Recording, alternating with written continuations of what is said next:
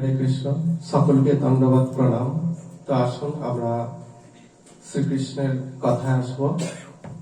আজ আমরা যে বিষয়টা নিয়ে আলোচনা করব সেটা হচ্ছে যে শ্রীল ভক্তি বিনোদ ঠাকুর, যিনি আমাদের গৌড়ীয় গগনের একজন সুউজ্জ্বল বা সুদীপ্ত তারকা, কিংবা গৌড়ীয় ধারার ধারক বা পালক বললেও ভুল হয় না। তো সেই ভক্তি বিনোদ ঠাকুর আমাদের যারা আমরা বদ্ধ জীব, তাদের লক্ষণগুলো কি এবং তারা এই জগতে মনুষ্য দেহ লাভ করে কিভাবে বদ্ধ জীবন যাপন করে, সেই কথা এখানে খুব সুন্দরভাবে পরিবেশন করেছেন। তো আমরা যদি দেখি যে এই জগতে দুই প্রকারের জীব আছে। এক প্রকারের জীব হচ্ছে মুক্ত, আর আরেক প্রকারের জীব হচ্ছে বদ্ধ। এই দুই প্রকারের জীব, আর এই দুইয়ের মাঝখানে এক প্রকারের জীব আছে যারা সাধু গুরু বৈষ্ণবের কৃপায় বা তাদের সঙ্গ লাভের ফলে বদ্ধ দশা থেকে মুক্ত দশার দিকে অগ্রসর হতে থাকে। তো এখানে সাধারণত ভক্তি বিনোদ ঠাকুর যারা বদ্ধ জীব তাদের যে আচার আচরণ সেগুলো তুলে ধরেছেন। তাহলে আমরাও বুঝতে পারবো যে সেই আচরণগুলো তুলে ধরলে আমরাও কোন পর্যায়ে বা আমাদেরকেও চেষ্টা রাখতে হবে যে আমরাও যেন সেই দোষ থেকে মুক্ত হয়ে সেই আনন্দের যে জগৎ, সেই পথে আমরা অগ্রসর হতে পারি বা সত্যের পথ আমরা অবলম্বন করতে পারি।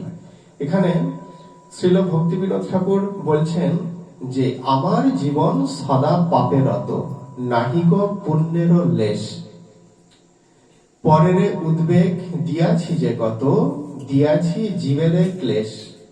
অর্থাৎ যারা বদ্ধ জীব তাদের জীবনের গতিটা কিরকম না, আমার জীবন সদা পাপে রত।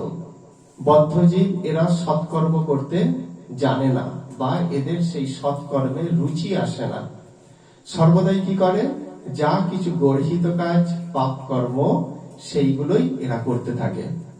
যেহেতু এই বদ্ধ জীব তমগুণের দ্বারা আচ্ছন্ন, আর তম মানে হলো অন্ধকার, সেই অন্ধকার জগতের মানুষ যেমন রাস্তা চলতে চলতে প্রচুর পরিমাণে হোঁচট খায়, তারা সঠিক বস্তুর সঠিক বৈশিষ্ট্য বা রূপ নিরূপণ করতে ব্যর্থ হয়, ঠিক সেই রকম এই বদ্ধ জীব এরাও কিন্তু সেই অন্ধকার জগৎ বা তমগুণের জগতের মানুষ হওয়ার কারণে এরা জানে না কোনটা ভালো কাজ আর কোনটা মন্দ কাজ।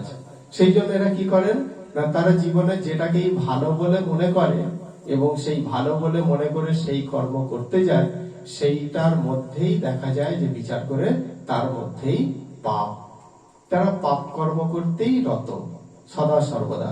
এরা কি জাগতিক লাভের আশায়, পাপ হলো কি অপরাধ হলো এসব বিচার না করে এরা কি করে না, জাগতিক লাভের আশায় এইটা করলে আমার এত লাভ হবে, ওইটা করলে আমার এই আমি সুযোগ পাবো। সুতরাং এইটা দেখছে না যে তারা যে এই কর্মের ফলে তাদের অপরাধ হচ্ছে নাকি ভালো হচ্ছে, সেটা দেখে না। সেই জন্য ভক্তি বিনোদ ঠাকুর তিনি নিজের জীবনের মধ্য দিয়ে এটা বলছেন। যদিও তিনি মুক্ত পুরুষ একজন, তবুও বদ্ধ জীবেদের যে বৈশিষ্ট্য সেগুলো এখানে তুলে ধরে বলছেন যে আমার জীবন সদা পাপে রত, সর্বদাই পাপে রত, নাহিক পুণ্যের লেশ। বদ্ধ জীব যেটা করতে জানে না, পুণ্য করতে জানে না। আমরা জীবনে যদি দেখি যে দুই জায়গায় দুটো আসর বসানো হয়েছে, এক জায়গায় সৎসঙ্গের আসর আর এক জায়গায় অসৎসঙ্গের আসর, তাহলে দেখা যাবে কি সৎসঙ্গের আসরে যদি 1000 লোকের বসার মতো জায়গা করা হয়, সেখানে 100 জন হতেই খুব কষ্ট, ঠিক আছে। আর কিন্তু যেখানে অসৎসঙ্গের আসর, সেখানে যদি 1000 লোকের আয়োজন করা হয়, তাহলে দেখা যাবে কি সেখানে 1500 2000 টপকে গেছে। তাহলে আমরা জানি না যে প্রকৃতপক্ষে আমাদের কোন সঙ্গ করা উচিত, সৎসঙ্গে কি হয় আর অসৎ সঙ্গে কি হয়, অর্থাৎ বৈষ্ণব সঙ্গে কি হয় আর অবৈষ্ণবের সঙ্গে কি হয়, সেটা আমরা জানি না। কেন জানি না? কারণ আমরা তমগুণের দ্বারা আচ্ছন্ন হয়ে থাকি। তমগুণ আমাদের বস্তুর সঠিক রূপ নিরূপণ করতে দিতে পারে না, সেই জন্য আমরাও যেহেতু তমগুণের দ্বারা আচ্ছন্ন, সেই জন্য কি হচ্ছে না আমরাও বুঝে উঠতে পারি না কোনটা প্রকৃতপক্ষে মঙ্গলময় কর্ম আর কোনটা অমঙ্গলময় কর্ম। সেই জন্য এই বদ্ধ জীবেরা কি করছে, সদা পাপের অত নাহিক পুণ্যের লেশ, পুণ্য তারা করতে জানে না। আর কি না পরের উদ্বেগ দিয়াছি যে কত, জীবের দিয়াছি ক্লেশ। কি না পরের উদ্বেগ, অপর ব্যক্তিকে কত উদ্বেগ বা টেনশন দিয়েছি আমরা, তার কোনো শেষ নেই। দিয়াছি যে কত, দিয়াছি জীবের ক্লেশ, প্রত্যেকটা জীবকে নিজেদের ভালোর জন্য, নিজেদের লাভের দিকে তাকিয়ে আমরা কত জীবকে কষ্ট দিয়েছি। কত জীবের দেহ বিক্রি করে আমরা ব্যবসা করি না? তাহলে আমরা একবারও ভাবি না যে সেইগুলো ভালো না মন্দ। কেন না আমাদের চেতনায় তখন তমগুণ আচ্ছন্ন, তমগুণ বাসা বেঁধে বিরাজ করছে, সেই জন্য আমরা বুঝি না। তো বদ্ধ জীবের ক্ষেত্রে সেটাই বলছেন যে পরের উদ্বেগ দিয়াছি যে কত, দিয়াছি জীবের ক্লেশ। আর কি নিজ সুখ লাগি পাপে নাহি ডরি, দয়াহীন স্বার্থপর। বদ্ধ জীবের আরো একটা বৈশিষ্ট্য কি না নিজ সুখ লাগি, মানে নিজের সুখের জন্য পাপকেও ভয় করি না, পাপে নাহি ডরি। এই বদ্ধ জীব নিজের সুখের জন্য কি করছে না পাপকেও ভয় করতে জানে না। তারা বিশ্বাসই করে না যে পাপ পুণ্য বলে একটা জিনিস আছে, সেটা তারা বিশ্বাস করতেই পারে না। তারা আধুনিক বৈজ্ঞানিক দৃষ্টি সম্পন্ন ব্যক্তি বলে নিজেদেরকে প্রচার করে, প্রকৃতপক্ষে এই ধরনের মানুষ অবৈজ্ঞানিক কাজগুলোই করে থাকেন। সেই জন্য বলছেন যে নিজ সুখ লাগি পাপে নাহি ডরি, মানে পাপকে ভয় করি না। দয়াহীন স্বার্থপর, আমাদের জীবনে দয়া আমরা করতে জানি না জীবকে। আমরা এটাও করি যে আত্ম ইন্দ্রিয়ের তৃপ্তির জন্য, নিজের ইন্দ্রিয় তৃপ্তির জন্য অপর জীবকেও আমরা কষ্ট প্রদান করছি। হ্যাঁ, দিনের পর দিন এটা কষ্ট প্রদান করছি। সেই জন্য বলছি, বলা হচ্ছে যে হ্যাঁ যে দয়াহীন স্বার্থপর। আমরা এটা বিচার করলে খুব মানে খুব আশ্চর্যের বিষয় যে আমার নিজের দেহটাকে আরো শক্তিশালী বা আরো সুন্দর, আরো বলিষ্ঠ করব, এই মনোভাব নিয়ে আমরা কি করছি, অপর পশুদেরকে নৃশংস ভাবে হত্যা করছি। তাহলে আমরা কি স্বার্থপর নই? কারণ এই জগতে সবার বেঁচে থাকার অধিকার আছে, ভগবান সবার জন্যই এই জগৎটা দিয়েছেন। তাহলে আমার দেহটাকে পুষ্ট করার জন্য আমরা কি করছি, সেই সমস্ত জীবগুলোকে আমরা নৃশংস ভাবে হত্যা করছি। সেটাই এখানে বলছেন যে আমরা দয়াহীন। আমরা যেমন এই পৃথিবীতে বাঁচতে চাই, একজন ব্যক্তির খুব শরীর খারাপ হয়েছে, তিনি ডাক্তারবাবুর হাতে ধরে বলছেন, হ্যাঁ দয়া করুন ডাক্তারবাবু, আমাকে এই জগতে এখনো অনেক দিন বাঁচতে হবে, অনেক দিন আমি বাঁচতে চাই, এখনো বাঁচতে চাই। আবার সেই ব্যক্তিটাই অপর জীবের জীবনের কথা কিন্তু মূল্য দেয় না। আমি বাঁচতে চাই, কিন্তু সেই ব্যক্তিকে বা সেই জীবটাকে আমরা বাঁচতে দিতে চাই না। তাহলে কি আমরা দয়াহীন, স্বার্থপর। তার দেহটাকে গ্রহণ করে আমার দেহটাকে পরিপুষ্ট করতে চাই, অথচ তার জীবনের মান আমরা প্রদান করছি না।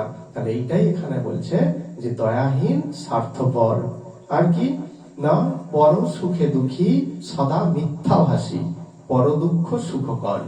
একটা বদ্ধ জীবের আরো একটা এখানে বৈশিষ্ট্য বা প্রকৃতি এখানে তুলে ধরছেন। তিনি কি বলছেন, পর সুখে দুঃখী, অর্থাৎ পরের সুখ দেখলে হৃদয়ে দুঃখ আসে। এত সুখী, আমার থেকেও সুখী হয়ে গেল, এরকম তাদের ভাব। অর্থাৎ পরের সুখ দেখলে তারা দুঃখী হয়ে যায়। আর কি সদা মিথ্যাভাষী, এটা জীবনে সত্য কথা বলতে জানে না। সত্য বলতে এখানে কি, এরা পরম সত্যকে মানে না, অথচ নিজেদেরকে সত্যবাদী বলে মনে করে। এরা আত্মা মানে না, অথচ নিজেদেরকে সত্যবাদী বলে জাহির করতে চায়। এদের কথা বলছে। প্রকৃতপক্ষে এরাই কিন্তু দয়াহীন বা স্বার্থপর। কেন না এরা নিজেকেই দয়া করতে জানে না, নিজেকে। অর্থাৎ এমন কর্ম করে যার ফলে কি হয়, যার ফলে প্রকৃতপক্ষে নিজেকেই নরকে নিক্ষিপ্ত করে। হ্যাঁ, তাহলে যেই ব্যক্তি নিজেকেই দয়া করতে জানে না, সে অপর ব্যক্তিকে দয়া করবে কি করে? সেটাই যে এই ব্যক্তিগুলো কি না, পরের সুখ দেখলে এরা খুব দুঃখী হয় আর সদা মিথ্যাভাষী। এরা জীবনে সফলতা অর্জন করার জন্য বা বড় হওয়ার জন্য বা যাই বলুন না কেন, লাভ পূজা প্রতিষ্ঠা পাওয়ার জন্য এরা মিথ্যাকে অবলম্বন করতে একবারও কুণ্ঠিত হন না। এই প্রকারের ব্যক্তিরা আর কি পর দুঃখ সুখকর, পরের দুঃখ দেখলে এরা খুব সুখী হয়। মানে সম্পূর্ণভাবে মুক্ত জীবেদের যে লক্ষণ, তার বিপরীত গীতায় ভগবান শ্রীকৃষ্ণ 6ষ্ঠ অধ্যায়ের 32 নম্বর শ্লোকে বলছেন যে আত্মপম্যেন সর্বত্র সমম পশ্যতি অর্জুন সুখম বা যদি বা দুঃখম স যোগী পরম মতঃ। অর্থাৎ হে অর্জুন, যিনি সমস্ত জীবের অর্থাৎ অপর জীবের দুঃখকে এবং সুখকে নিজের জীবনের সুখ দুঃখ বলেই মনে করেন, হ্যাঁ, তিনি হচ্ছেন সর্বশ্রেষ্ঠ যোগী। কি বলছেন? অপরের সুখী হলে তার জীবনের লক্ষ্য কি? একজন মুক্ত পুরুষের যে এই ব্যক্তি সর্বদাই মনে করবেন অপরের সুখ কামনা, অপরের সুখের জন্যই তিনি জীবন উৎসর্গ করেন। অপরের সুখ দেখলেই নিজে সুখী হন আর অপরের দুঃখকে নিজের দুঃখ বলে জ্ঞান করেন। এই জ্ঞান যতক্ষণ না আসে, আমরা যতই তুলসী তলায় আমরা প্রদীপ দেখাই, যতই আমরা ভগবানের চরণে ফুল জল দিই না কেন, আমরা প্রকৃতপক্ষে যোগী বা পরমেশ্বর ভগবানের ভক্ত হতে পারবো না। প্রকৃতপক্ষে কিন্তু আমরা ধার্মিক নই। হ্যাঁ, এখানে সেটাই বলছেন যে মহাত্মা বা যোগী পুরুষের লক্ষণ, তিনি জীবের সুখকে নিজের সুখ বলে মনে করেন, নিজের জীবের দুঃখকে নিজের দুঃখ বলে মনে করেন।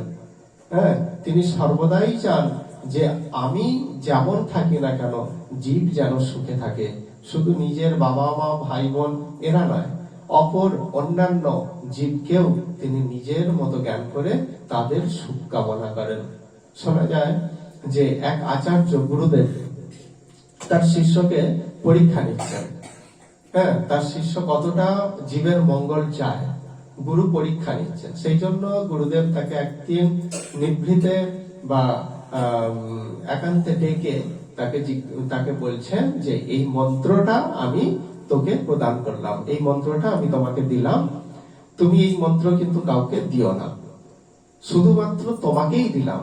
মানে কেন না, এই মন্ত্র জপ করা মাত্রই সে বৈকুণ্ঠ লাভ করবে। কে বলল এটা? গুরুদেব তার শিষ্যকে এই কথা বললেন। তো কিছুক্ষণ পর দেখা গেল সেই শিষ্য এক গ্রামে গিয়ে সেখানে উঁচু টিলা মতো ছিল, সেই টিলার উপর উঠে সমস্ত গ্রামবাসীদের একত্রিত করে কি করলেন না, সবাইকে সেই মন্ত্র প্রদান করলেন। গুরুদেবের কাছে আসলেন, গুরুদেবের কানে ইতিমধ্যেই সেই খবর পৌঁছে গেছে। তিনি গুরুদেবের কাছে মাথা নত করে পৌঁছালেন। তো গুরুদেব বললেন যে তুমি আমার কথা কেন অমান্য করলে? আমি তোমাকে তো বলে দিলাম যে এই মন্ত্র যেন কাউকে না দেয়া হয়, কেবল তোমাকেই দিলাম। তো এর জন্য তুমি গুরুকে অবজ্ঞা করলে, তো এর জন্য তোমাকে নরকে যেতে হবে। কে বলছেন? গুরুদেব তার শিষ্যকে বলছেন যে তুমি যে আমাকে অবজ্ঞা করলে, আমার নির্দেশ অমান্য করলে, তার জন্য তোমাকে নরকে যেতে হবে। তাহলে নরকে যেতে হবে বলেছেন, তখন শিষ্যর কতটা ভয় হওয়ার কথা বা কতটা দুঃখী হওয়ার কথা, কিন্তু সেই শিষ্য আনন্দে বলছেন গুরুদেব, তো আমার একার নরকে যাওয়ার উপর যদি এতজন মানুষের বৈকুণ্ঠ নির্ভর করে, বৈকুণ্ঠ প্রাপ্তি নির্ভর করে, তাহলে আমি একবার নয় শত শত জন্মে আমি নরকে যেতে রাজি, কিন্তু জীব যেন বৈকুণ্ঠ প্রাপ্ত হয়, ভগবানকে প্রাপ্ত হতে পারে। ঠিক আছে, প্রাপ্ত হতে পারে। সেই জন্য এখানে যেটা বলা হচ্ছে, যে কি মহাত্মা আর কি যারা মহাত্মা নয় তাদের মধ্যে পার্থক্যটা। তাহলে এরা মুক্ত পুরুষ, এরা কি চাইছে? আমি নরকে যাই, যাব, কিন্তু আমার জন্য যেন আর কেউ কষ্ট না পায়, বা আমাকে নরকে যেতে হলেও কিছু এসে যায় না, কিন্তু সমস্ত জীব যেন ভগবানকে প্রাপ্ত হয়ে পরম সুখ প্রাপ্ত হয়। কেন না, ভগবানকে প্রাপ্ত না হওয়া পর্যন্ত জীব সুখী হতে পারে না। এটা 100% সত্য কথা। আমরা দেখুন প্রত্যেকটা দিন, সারাটা দিন যা যা কর্মগুলো করি সবই কিন্তু সুখ প্রাপ্ত হওয়ার জন্য, কিন্তু দুঃখ আমাদের পিছু কি ছাড়ে? কখনো মানসিক যন্ত্রণা, কখনো শারীরিক যন্ত্রণা, ইত্যাদি ইত্যাদি নানা রকমের কিন্তু কষ্ট আছেই। তাহলে এইটাই যে ভগবানকে প্রাপ্ত হওয়াটাই হচ্ছে আমাদের জীবনের লক্ষ্য বা উদ্দেশ্য। কিন্তু এইটা কারা বোঝে? এটা বোঝে যারা মহাত্মা বা মুক্ত জীব, তারা বোঝে। তারা সবসময় পরের দুঃখকে নিজের দুঃখ জ্ঞান করে। হরিদাস ঠাকুরকে মহাপ্রভু বলছেন যে তুমি এই বনের মধ্যে তুমি কৃষ্ণ নাম করছো, হরে কৃষ্ণ নাম জপ করছো, তো এত উচ্চস্বরে কেন? উচ্চস্বরে করার কি আছে? মহাপ্রভু সবই জানেন, তবুও তিনি পরীক্ষা নেওয়ার জন্য বলছেন বা জীবকে জানানোর জন্য।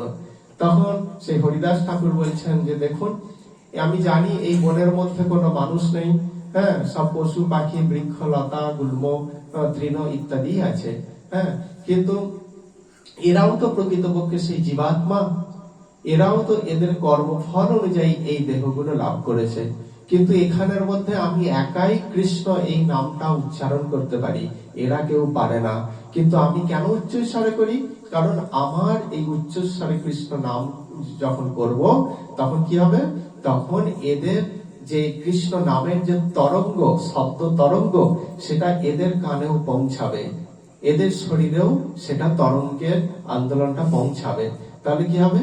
হ্যাঁ, এরা শুনিলেও তরে, অর্থাৎ কৃষ্ণ নামের মহিমা এমনই যে এরা শুনলেও বা শ্রবণ করলেও হ্যাঁ এদের উপকার হয়, এদের মঙ্গল হয়। সেই জন্য এদের মঙ্গলের জন্য আমি কি করছি না, আমি কৃষ্ণ নাম এত উচ্চস্বরে করতে থাকি।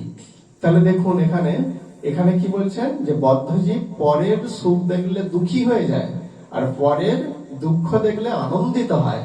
কিন্তু যারা মহাত্মা, তারা কি পরের সুখকেই নিজের জীবনের সুখ বলে মনে করতে থাকেন। এটাই হচ্ছে মহাত্মার লক্ষণ। তো এই যে মুক্ত জীব আর বদ্ধ জীব, আর এদের মাঝখানে যারা আছে তারা কি না, মহাপ্রভু বলছেন ব্রহ্মাণ্ড ভ্রমিতে কোন ভাগ্যবান জীব গুরু কৃষ্ণ প্রসাদে পায় ভক্তি লতা বীজ।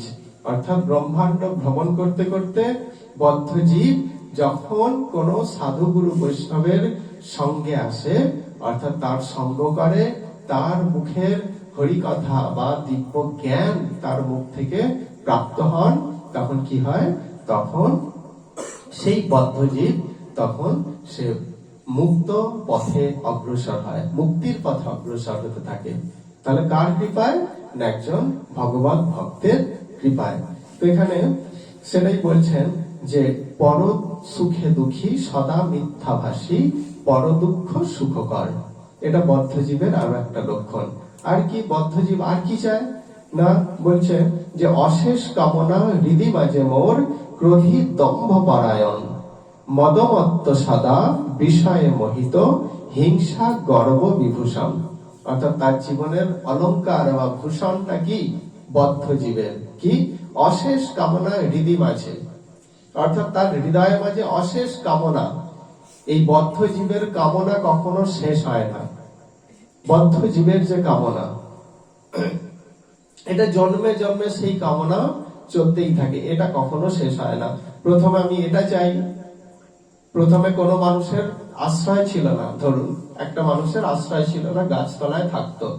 যাদের গৃহ আছে তাদের দেখে সে কামনা করলো কি না, এই কামনা করলো যে আমারও যদি একটা গৃহ থাকতো, ছোট কুঠির হলেও চলতো। ভগবান তাকে কৃপা করে একটা কুঠির প্রদান করলেন। তখন সেই কুঠিরের পর তার এবার ভাবনা কি, আমার যদি এই কুঠিরের থেকে একটু ভালো বাড়ি থাকতো। একটা ভগবান একটা ইটের বাড়ি বা পাকা বাড়ি তাকে দিলেন।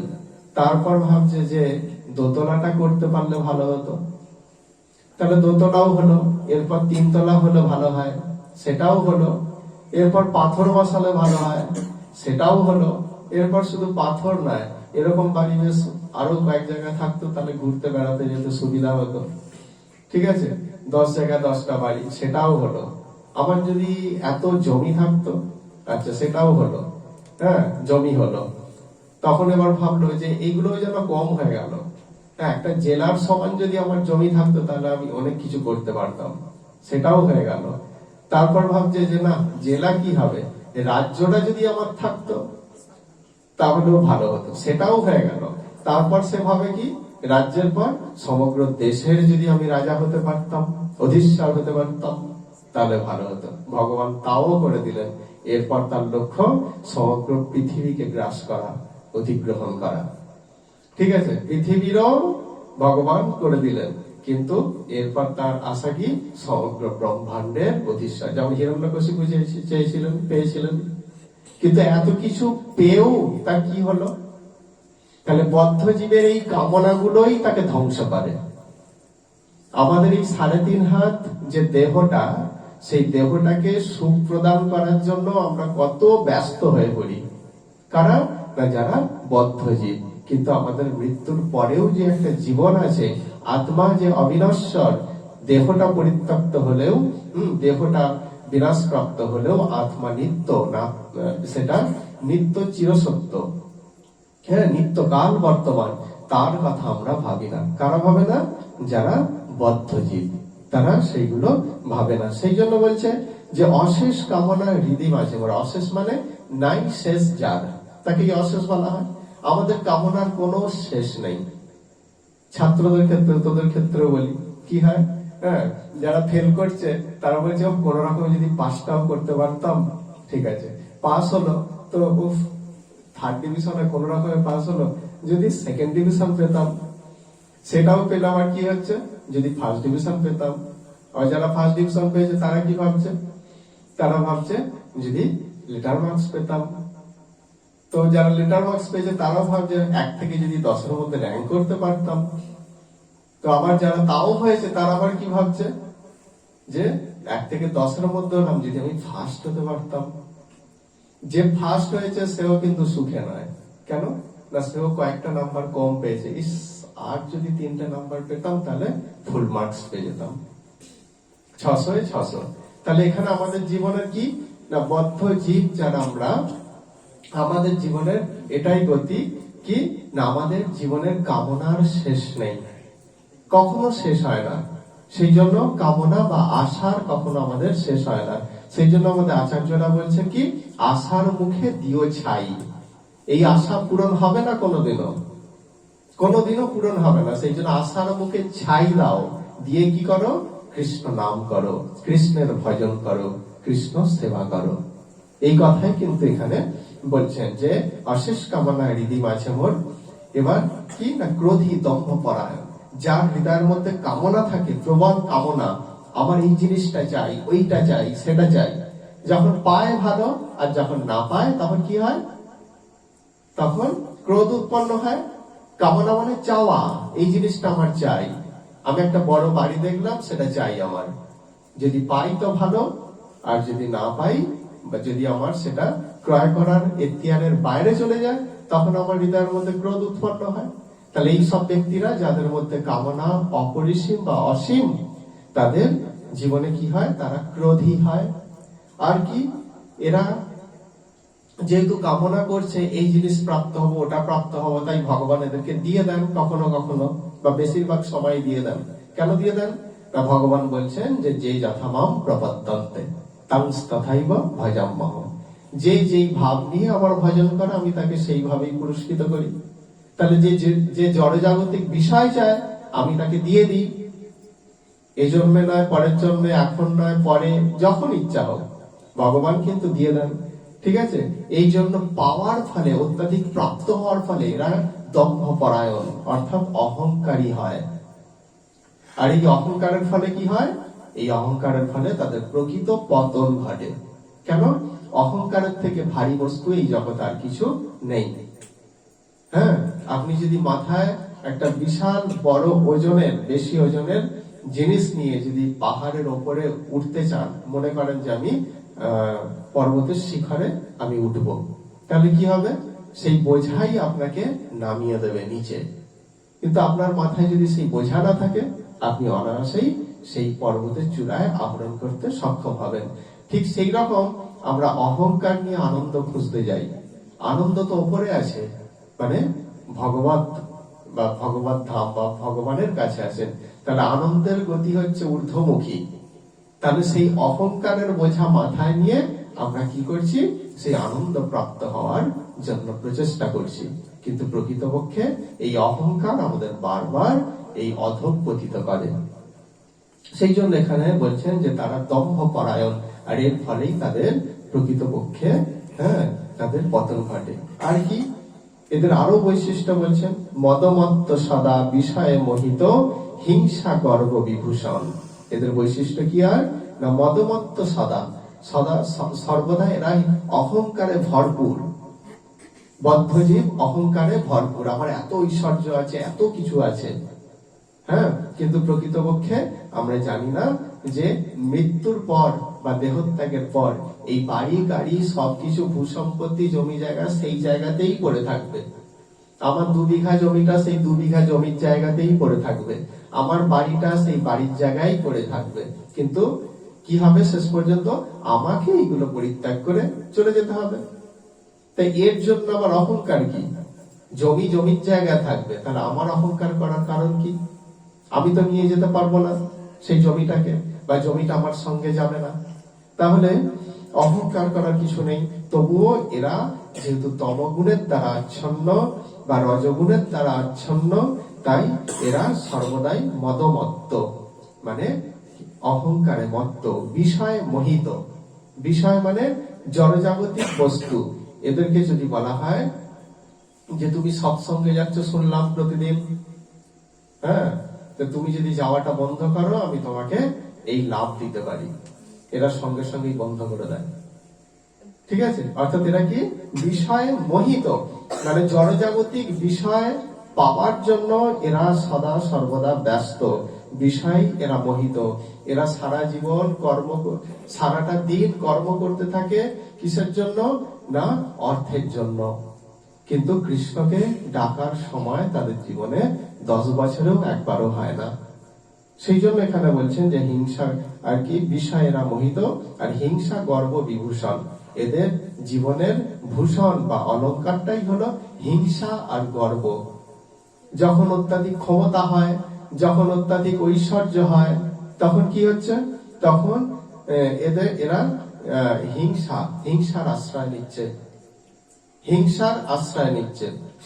কেন না, এরা হিংসার আশ্রয় নিচ্ছে কেন না, নিজেকে প্রতিষ্ঠিত করা রাখার জন্য, নিজেদের আসনকে টিকিয়ে রাখার জন্য এরা হিংসার আশ্রয় নিতে থাকে, অথচ জানে না যে সেই আসনের জায়গাতেই থাকবে, আমি একদিন চলে যাব। এদের সেই জ্ঞানটা নেই। সেই জন্য বলছে এদের হিংসা গর্ব এগুলোই এদের বিভূষণ, মানে অলংকার।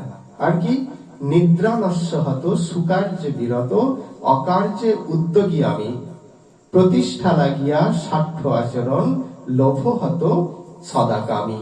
অর্থাৎ কি, নিদ্রা নস্য হত, আমরা ভালো কাজে অলসতা দেখাই। ভালো কাজ বলতে কি, চলো ভগবানের ভজন করি, ভগবানের কথা শ্রবণ করি, যার দ্বারা আমাদের চেতনা নির্মল হবে, শুদ্ধ হবে, সুন্দর হবে। বলে চেতনা নির্মল করে সুন্দর করে কি হবে, টাকা আসবে? টাকা হবে কি? তাহলে না, টাকাটা হবে না, কিন্তু চেতনাটা সুন্দর হবে, ধর্মকে প্রকৃতপক্ষে বুঝতে পারবে, আত্ম উপলব্ধি করতে পারবে। ও সব আমাদের দরকার নেই, ও কি হবে, ওগুলোর কোনো প্রয়োজন নেই। সেই জন্য কি, এরা নিদ্রালস্য, অর্থাৎ ভালো কাজে নিদ্রালস্য হতো, আর কি সুকার্যে বিরত, এরা ভালো কাজ থেকে সদা সর্বদা বিরত থাকে, মানে করে না, ভালো কাজ এদের দ্বারা হয় না। আর কি, অকার্যে উদ্যোগী আমি, যা কিছু করে সবটাই অকার্যে উদ্যোগী। যেগুলো গর্হিত কাজ, যেগুলো অপরাধমূলক কাজ, সেই কাজগুলোতেই তারা বেশি উদ্যোগী।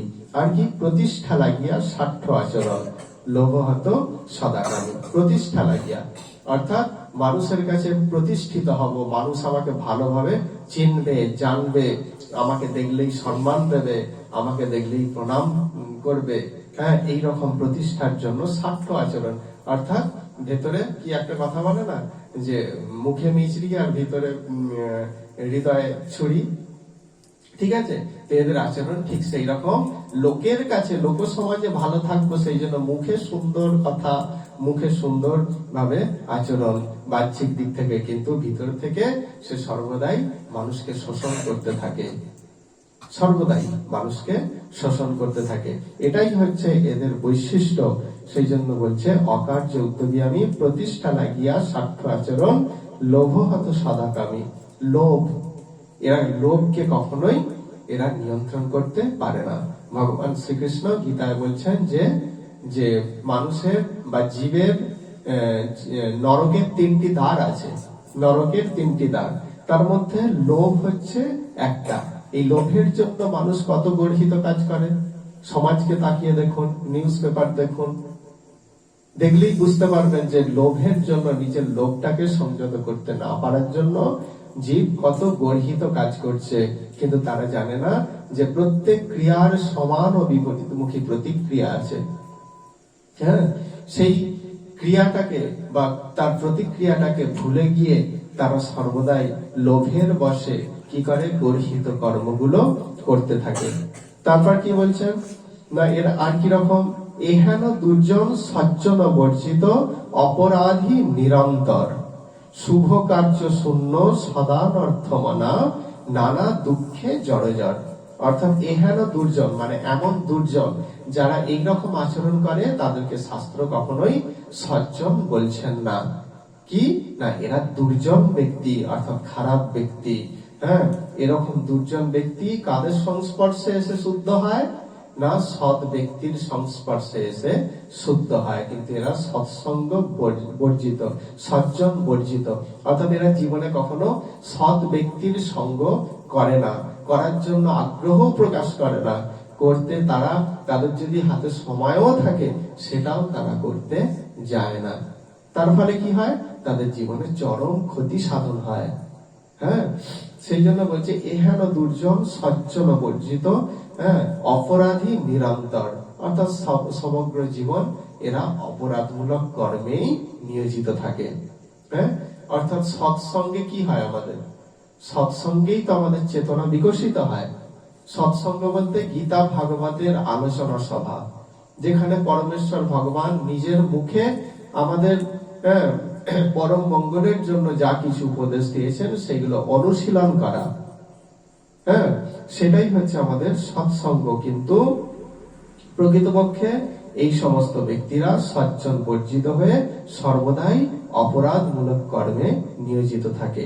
তাই এরা কিরকম, শুভ কার্য শূন্য, সদানর্থমনা, অর্থাৎ শুভ কার্য এরা কখনোই করতে জানে না।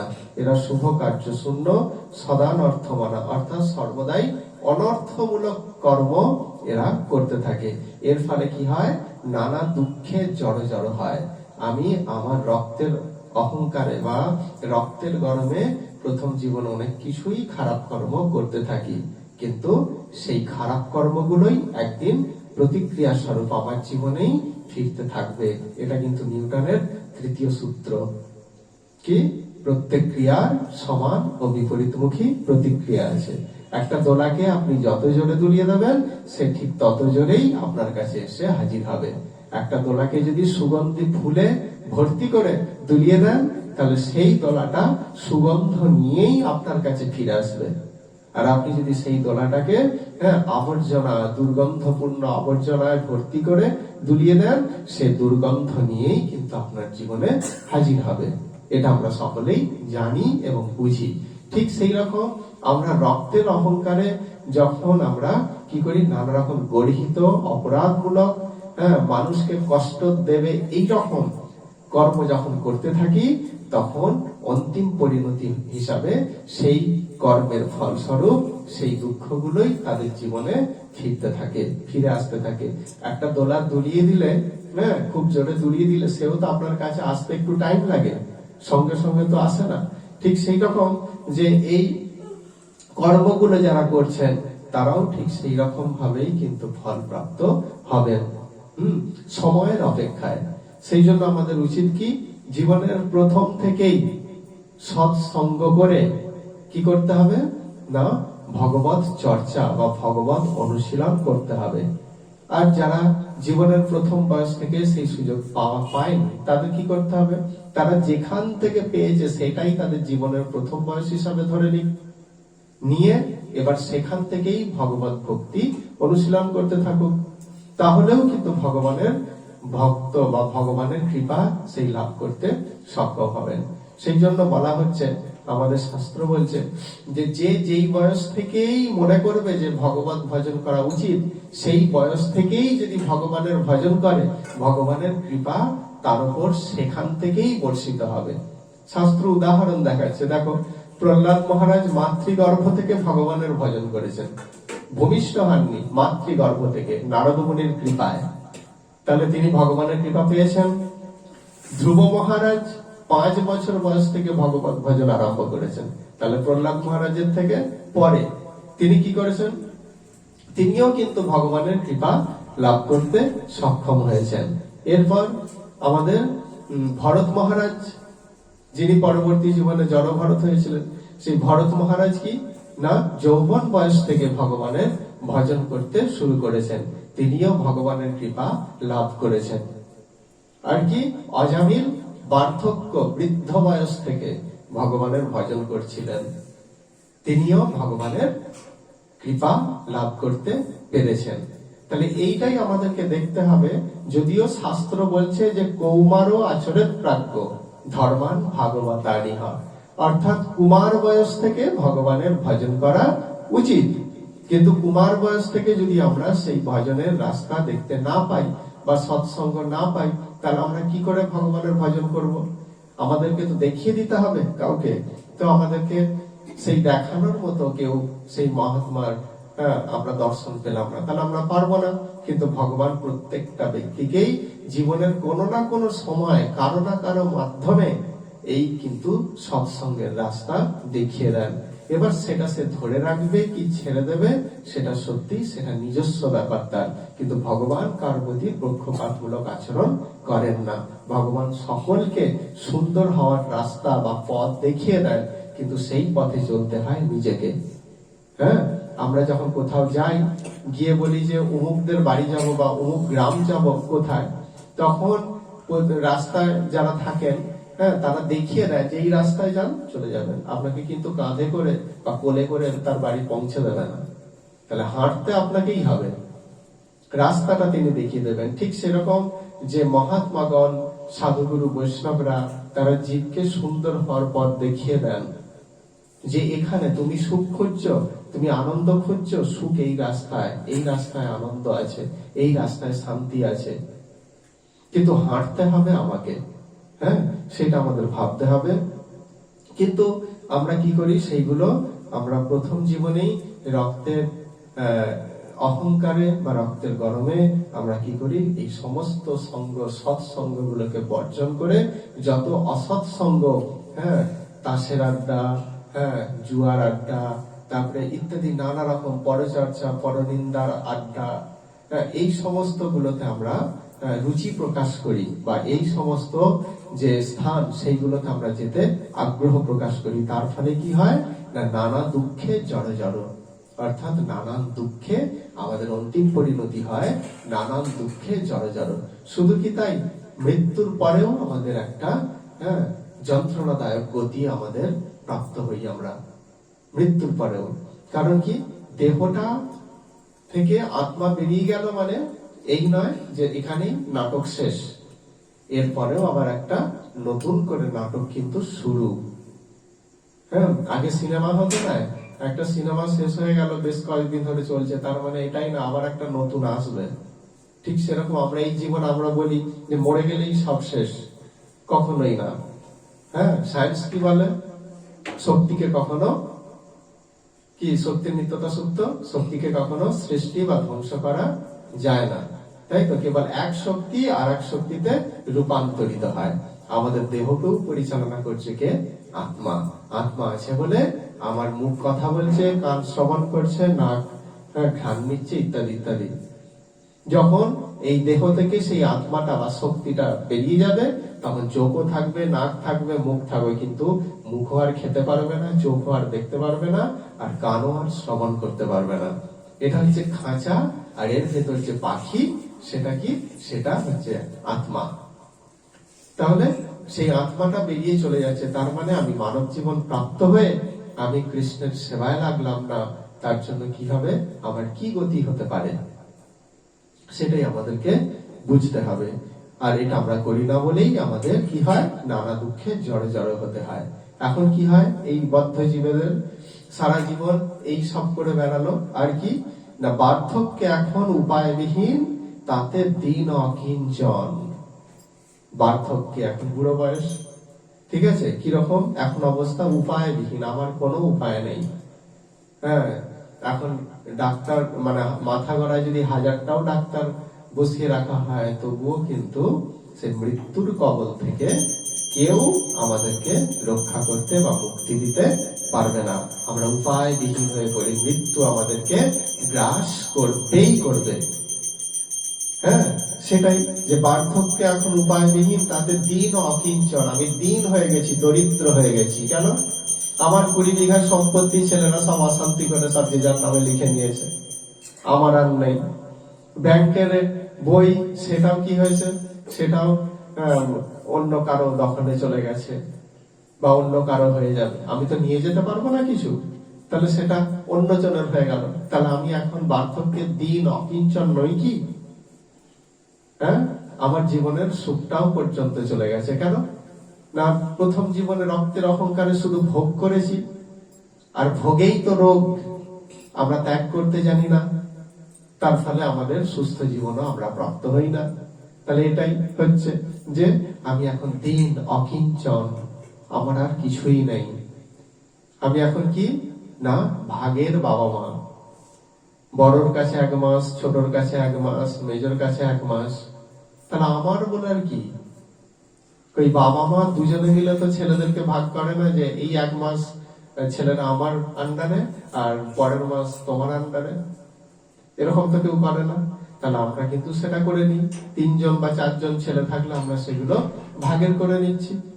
তাহলে আমি এখন কি, তাদের ফুটবল, তাদের কাছে তারা ফুটবলকে যেমন লাথি মেরে একবার ওইখানে একবার ওখানে পাঠানো হয়, আমরাও ঠিক সেরকম বৃদ্ধ বয়সে কি হচ্ছে, ছেলেরা লাথি মেরে একবার ওখানে পাঠাচ্ছে, ওখান থেকে এখানে, যেখানে পাঠাচ্ছে সেখানেই যেতে হচ্ছে। তাহলে আমি কি এখন দিন অকিঞ্চন নই? আমার কত ঐশ্বর্য ছিল, কত কিছু ছিল, কিন্তু সবকিছুই কি হচ্ছে, সবকিছুই হ্যাঁ আমি হারিয়ে ফেলেছি। তাই এখানে বলা হচ্ছে যে এই বদ্ধ জীবেদের অন্তিম গতি যেটা হয়, খুব ইম্পর্টেন্ট, এটা প্রত্যেকটা মানুষের ভালো করে ফলো করা উচিত। হ্যাঁ, কি না, বার্ধক্যে এখন উপায়বিহীন, আমার কোনো উপায় নেই, তাতে দিন অকিঞ্চন, তাতে আমি দরিদ্র হয়ে পড়েছি। এর ফলে কি হচ্ছে, ভক্তি বিনোদ ঠাকুর নিজের মধ্য দিয়ে নিবেদন করছেন যে ভক্তি বিনোদ প্রভুর চরণে করে দুঃখ নিবেদন। বদ্ধ জীবের হয়ে এই ভক্তি বিনোদ ঠাকুর প্রভুর চরণে নিবেদন করছেন, প্রভু তুমি এদেরকে কৃপা করো। কেন না, জীব অসৎসঙ্গ করে তমসাচ্ছন্ন হয়ে জীবন যাপন করার ফলেই যত দুঃখ প্রাপ্ত হয়, যত দুঃখ ভোগ করতে থাকে, হ্যাঁ, যত দুঃখগুলো ভোগ করতে থাকে। সেই জন্য কি করা উচিত না, সেই জন্য ভগবান তুমি এদেরকে কৃপা করো, এরা যেন আলোর পথ দেখতে পায়, এরা যেন সৎসঙ্গে রুচি আনতে পারে। আমাদের জীবনের সব থেকে দুঃখের বড় কারণ হচ্ছে সৎসঙ্গে আমাদের রুচি নেই। সৎসঙ্গ মানে সবসময় হরিনাম নয়, কিছু হরিনাম দেখবেন যে গানে বাজনায় সুরে মিউজিকে মাতিয়ে রেখেছেন, ওইগুলো কোনো নাম নয়। ওইগুলো কি আপনাকে সুর তালে মাতিয়ে রেখেছে, মানে বাড়িতে আসবেন সুর ভুলে যাবেন, তাল ভুলে যাবেন, ব্যাস 2 দিন বলবেন খুব সুন্দর গেয়েছে। কিন্তু ভগবানের দিব্য বাণীগুলো যদি হৃদয়ঙ্গম করিয়ে দেয়া যায় মানুষকে, তাহলে কি হবে, এতেই প্রকৃত লাভ। গানের সুর মিউজিক শুনে আমরা ভগবত ধাম প্রাপ্ত হতে পারি না, কিন্তু ভগবানের কথা শ্রবণ করার ফলে আমরা ভগবানকে এবং নিজেকে জানতে পারি, আমরা আত্ম উপলব্ধি করতে পারি। সেটাই হচ্ছে আমাদের জীবনের লক্ষ্য। মানব জীবনকে সার্থক করার জন্য এটাই দরকার, ভগবানের কথা, ভগবান যে সমস্ত নির্দেশগুলো আমাদেরকে প্রদান করেছেন সেইগুলো পালন করা। আর যতক্ষণ আমরা সেই নির্দেশগুলো বা উপদেশগুলো পালন করছি, ততক্ষণ আমাদের জীবনের প্রকৃত মঙ্গল কখনোই কোনোভাবেই সম্ভব নয়। একটাই রাস্তা, একটাই পথ, সেটা হচ্ছে ভগবত ভক্তি। ভগবান শ্রীকৃষ্ণ গীতায় বলছেন যে ভক্তা তনন্নয় সক্রম অহমেব বিধর্জুন জ্ঞাতুম দ্রষ্টুম চ তত্ত্বেন প্রবেষ্টুম চ পরন্তপ। অর্থাৎ হে পরন্তপ অর্জুন, কেবলমাত্র অনন্য ভক্তির দ্বারাই আমাকে লাভ করা যায়, আমাকে জানতে পারা যায়, আমাকে দর্শন করতে পারা যায় এবং আমার সেই আনন্দময় দিব্য ধামে প্রবেশ করতে পারা যায়। অর্থাৎ জীব কেবলমাত্র ভক্তির দ্বারাই এই দুঃখময় জড়জগৎ থেকে চিরকালের জন্য বন্ধন মুক্ত হয়ে সেই ভগবত ধাম প্রাপ্ত হতে পারে। আর এই ভক্তি কোথায় পাওয়া যায়? বস্ত্রের দোকানে গেলে বস্ত্র পাওয়া যায়, মুদিখানার দোকানে গেলে সেখানে মুদিখানার জিনিসপত্র পাওয়া যায়। আর ভক্তি পাওয়া যায় কোথায়? ভক্তি পাওয়া যায় এই সৎসঙ্গে। তাহলে সেই জন্য জীবকে বলছে নিত্য সৎসঙ্গ করো, নিত্য ভগবত সঙ্গ করো, এটাই বলছেন। তাহলেই আমরা আস্তে আস্তে বদ্ধ দশা থেকে মুক্ত হয়ে কোথায় যাব? সেই জ্যোতির্ময় জগতে প্রবেশ করব বা ভগবানকে প্রাপ্ত হতে পারবো। সেটাই ভক্তি বিনোদ ঠাকুর এই সুন্দরভাবে এই বদ্ধ জীবেদের যে দোষ বা বদ্ধ জীবেদের আচরণ, সেগুলো তুলে ধরে আমাদেরকে বোঝাতে চাইছেন, যেন আমরাও যেন সেই বদ্ধ দশা থেকে মুক্ত হতে পারি। তো আজকের এই আলোচনা আমরা এখানে বিশ্রাম দেবো। হরে কৃষ্ণ, সকলকে ধন্যবাদ, প্রণাম। বাঞ্ছাকল্পতরুভ্যশ্চ কৃপা সিন্ধুভ্যৈব চ পতিতানাং পাবনেভ্যো বৈষ্ণবেভ্যো নমো নমঃ।